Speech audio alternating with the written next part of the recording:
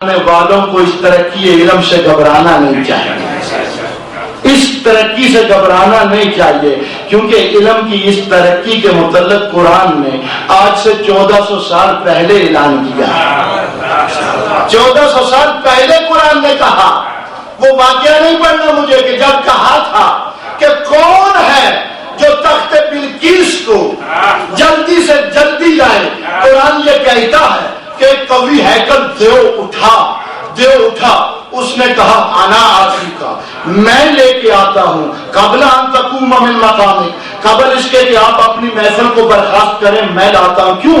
انی علیہ لقوی امین، اس لیے کہ مجھے اس پہ طاقت ہے، مجھے اس پہ قدرت ہے۔ نوجوان دوستو، قرآن میں اس عفریت کا دعویٰ موجود ہے، لیکن جناب سلیمان کا جواب موجود نہیں ہے۔ مفسرین نے کوئی جواب نہیں لکھا اس کا کہ انی علیہ لقوی امین، کہ مجھے اس پہ طاقت ہے، مجھے اس پہ قدرت ہے، میں لے کے آتا ہوں۔ سمجھے آپ، مزاج نبوت یہ ہے کہ جو طاقت کے سہارے پہ بات کرتے ہیں، نبوت ان کی بات کا جواب بھی نہیں دیتی ہے۔ جو طاقت کے سہارے پہ بات کرتے ہیں، لیکن قرآن یہ کہتا ہے، ایک شخص کھڑا ہوا، اس نے کہا میں لاتا ہوں، قبل ان یرتد علیک طرفک، قبل اس کے آپ کی آنکھ جھپکے میں ایک لمحے میں تخت بلقیس کو یمن سے بیت المقدس میں لاتا ہوں۔ یہ کس نے کہا؟ قال الذی عنده علم من الکتاب، قال الذی عنده علم من الکتاب، قال الذی عنده علم من الکتاب، جس کے پاس کتاب کا کچھ علم تھا، کچھ علم تھا، کچھ علم تھا۔ اس کے بعد نہیں کہنا تخت بلقیس معجزے کے زور پہ آیا، معجزے کے زور پہ نہیں آیا، علم کی قدرت پہ آیا۔ تخت بلقیس علم کی طاقت پہ آیا۔ علم کے ساتھ اپنا رابطے کو مضبوط کرو، اس لیے کہ یہ علم ہے جو آپ کو طاقت دیتا ہے، جو آپ کو قدرت دیتا ہے۔ اور اگر آپ علم سے جدا ہوگے، علماء سے جدا ہوگے، تو یاد رکھو نہ عقائد کا لٹیرا تمہاری عبادت کو محفوظ رہنے دے گا، نہ تمہارے جو ہے وہ اعمال دوسرے محفوظ رہ سکیں گے، نہ تمہارے عقائد محفوظ رہ سکیں گے۔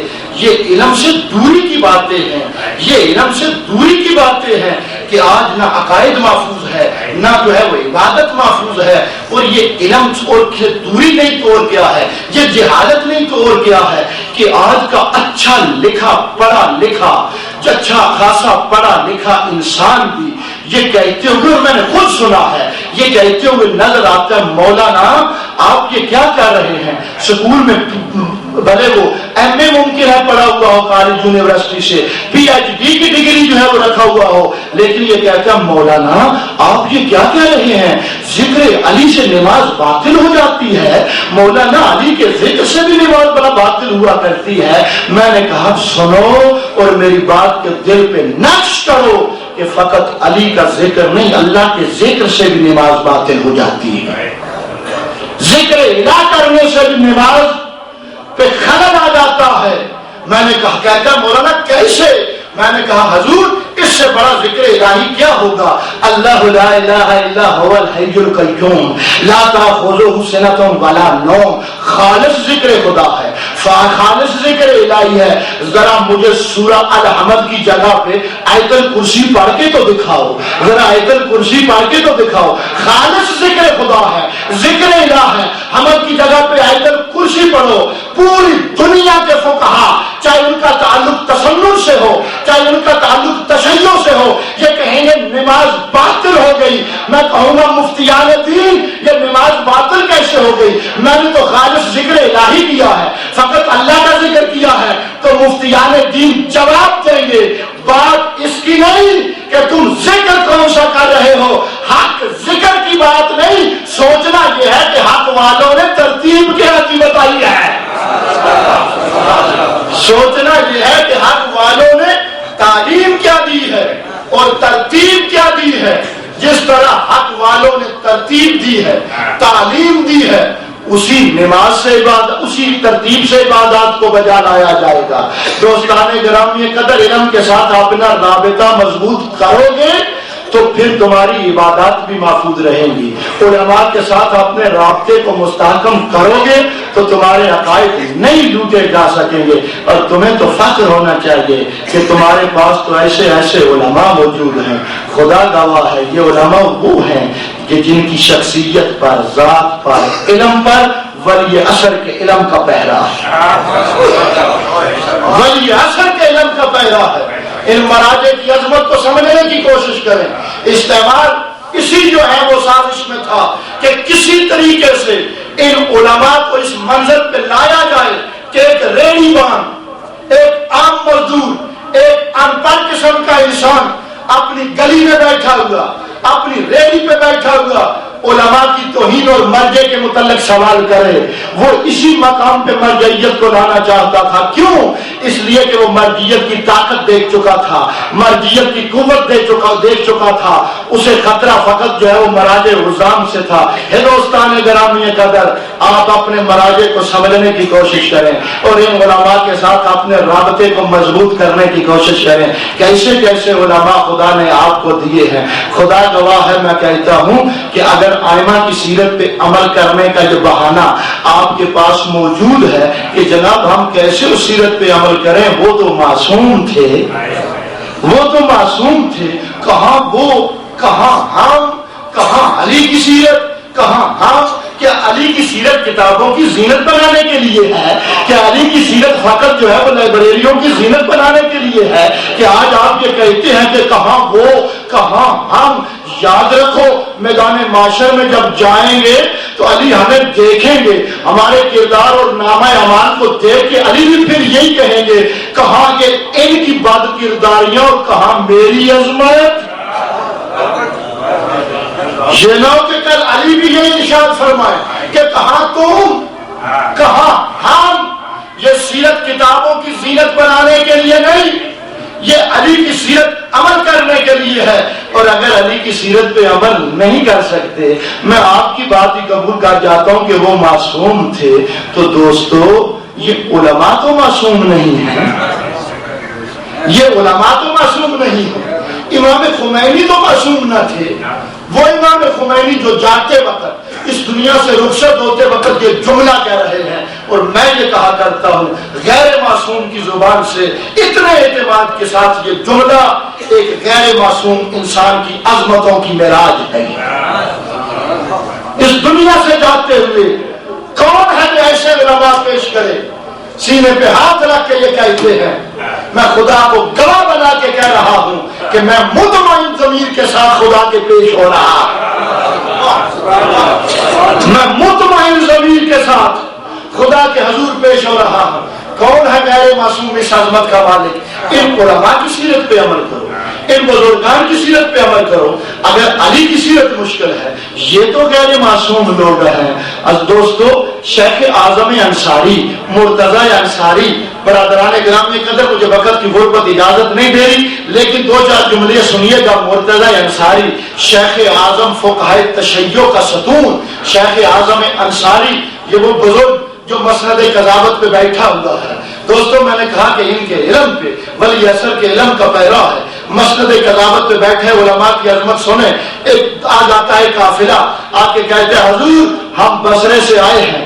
یہ شیخ اعظم انصاری نجف میں موجود تھے، ہم بصرے میں آئے ہیں، ہمارے ہاں ایک مستور کا انتقال ہو گیا ہے۔ ممکن ہے کسی دوست نے یہ واقعہ کسی اور شخصیت کے حوالے سے سنا ہو، لیکن جہاں پہ میں نے پڑھا ہے شیخ اعظم انصاری کے پاس یہ آتا ہے قافلہ آتا ہے، ایک مستور کا انتقال ہو گیا ہے، اس کے شکم میں بچہ ہے۔ اب حضور ہمیں حکم دیجئے، ہمیں فتویٰ دیجئے کہ ہم وہ بچہ نکال لیں یا مستور کو اسی طرح دفن کر دیں۔ شیخ اعظم نے مسند قضاوت پہ بیٹھ کے یہ سوچا، فیصلہ کیا کہ یہ لوگ بصرے سے آئے ہیں، گرمی کا موسم ہے، اونٹ پہ انہوں نے سفر کیا ہے، اب یہ نجف پہنچے ہیں، میرا پیغام لے کے واپس جائیں گے، اتنا وقت پھر لگے گا، بچہ تو شکم مادر میں مر جائے گا، اس گرمی کے موسم میں بچہ تو شکم مادر میں انتقال کر جائے گا۔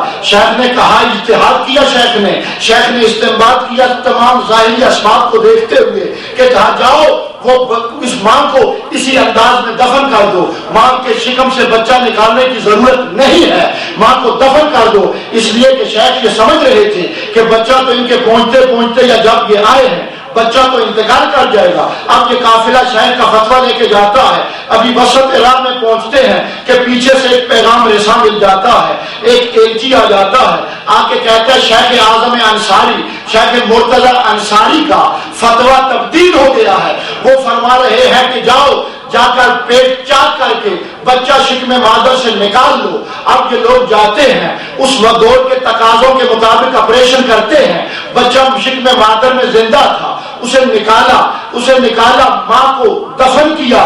اب یہ بچہ 1 سال 2 سال اپنی زندگی کے ایام گزارنے کے بعد لوگ اسے لے کے آتے ہیں شیخ اعظم کے پاس, اور شیخ اعظم کی زیارت کروانے کے لیے کہ یہ وہی بچہ ہے جو شیخ اعظم کے فتوے کی وجہ سے یہ محفوظ رہ گیا تھا, بچ گیا تھا, اور اب یہ 2 سال کا ہے. شیخ کے پاس آتے ہیں, آ کے کہتے ہیں حضور یہ وہی بچہ ہے جس کے متعلق آپ نے کہا تھا کہ بچہ شکم مادر سے نکال لو, بچہ زندہ ہے. دوستان گرامی قدر کے بچہ نکال لو, بچے کی جان محفوظ کرو. اب جس وقت انہوں نے یہ جملہ کہا شیخ اعظم لرزنے لگ گئے. اس بچے کو دیکھا, شیخ تھرانے لگ گئے کہ یہ کیا ظلم ہو گیا. میں نے تو نہیں کہا تھا کہ بچہ جو ہے وہ نکال لو, میں نے تو یہ کہا تھا کہ اسی طرح ماں کو دفن کر دو. میرا اجتہاد تو یہ تھا کہ بچہ مر چکا ہوگا, لہذا میں نے فتویٰ دیا تھا کہ بچہ اسی طرح ماں کو دفن کر دو. اب شیخ اعظم گھبرا گئے کہ اگر میرے فتوے پہ عمل ہوا ہوتا تو ایک نفس قتل ہو گیا تھا, ایک روح ضائع ہو گئی تھی. شیخ اعظم نے بس اسی ارادے کے ساتھ یہ قسم کھائی کہ اس کے بعد میں کوئی فتویٰ نہیں دوں گا, اس کے بعد میں کوئی اجتہاد نہیں کروں گا, میں استنباط نہیں کروں گا, میں کسی کو فتویٰ نہیں دوں گا. یہی چیز تصور میں لے کے عبادت الہی سے فارغ ہونے کے بعد جب اپنے بستر پہ جاتے ہیں, خواب میں امام عصر مل جاتے ہیں, امام عصر تشریف لاتے ہیں. اے شیخ اعظم, اے مرتضی انصاری, تو نے کیا فیصلہ کیا ہے؟ کہا آقا میں نے فیصلہ یہ کیا ہے کہ اس کے بعد میں فتویٰ نہیں دوں گا. کیوں مرتضی انصاری, تم نے کیوں یہ فیصلہ کیا؟ کہا آقا اگر میرے فتوے پہ عمل ہوتا تو ایک جان قتل ہو گئی تھی, ایک روح ضائع ہو گئی تھی. ارشاد فرماتے ہیں اعظم انصاری تم کیوں گھبرا رہے ہو, تم کیوں پریشان ہو؟ وہ پیغمبر, وہ ایلچی, وہ قاصد میں نے بھیجا تھا. اگر کہیں پہ خطا رہ گئے تو وقت کا امام کس لیے ہے؟ تمہارے علم پہ امام عصر کے علم کا پہرا ہے. اگر کہیں پہ خطا رہ گئے تو وقت کا امام کس لیے ہے؟ میں نے جو پیغمبر بھیجا تھا, میں نے وہ ایلچی بھیجا تھا کہ جا کر کہو کہ پیٹ چاک کر کے بچہ نکالو. دوستو تمہیں ایسے فقہائے عظام ملے, تمہیں ایسی عظمت کے لائق جو ہے وہ مراجع ملے. کاش ہم کبھی مراجع کی سیرت کو پڑھتے اور آج ہمارے منبر پہ مراجع کی سیرت موضوع بحث بنتی تو دیکھیے کردار سنورتا کیسے ہے. کسی کے پاس یہ بہانہ نہ آتا کہ ہم معصوم کی سیرت پہ کیسے عمل کریں. میں فقط جو ہے وہ ایک بات کی طرف اشارہ کر کے گفتگو ختم کر رہا ہوں. دوستان گرامی قدر, مفاتیح الجنان کے مصنف شیخ عباس قمی, آپ ان کے نام کو جانتے ہیں, ان کے نام سے آگاہ ہے. مسجد امام حسن عسکری میں ان کے والد جاتے ہیں, دیکھیے گا علماء کا کردار. ان کے والد امام حسن عسکری کی مسجد میں جاتے ہیں. مسجد آج بھی قم میں موجود ہے. وہاں ایک خطیب خطبہ دے رہا ہے. خطیب کا خطبہ سن کے یہ شیخ عباس قمی کے والد بزرگوار بڑے متاثر ہوتے ہیں. متاثر ہو کے گھر میں آتے ہیں, اپنے بیٹے کو کہتے ہیں عباس میری بھی خواہش ہے کبھی تم بھی اس خطیب کی طرح گفتگو کرو. گھبرا تو نہیں گے؟ عباس قمی میری بھی خواہش ہے کبھی تم بھی اس خطیب کی طرح گفتگو کرو, لوگ تمہارے خطبے کو بھی سنیں. یہ باپ کی بات سن کے شیخ عباس اپنے سر کو جھکا لیتے ہیں.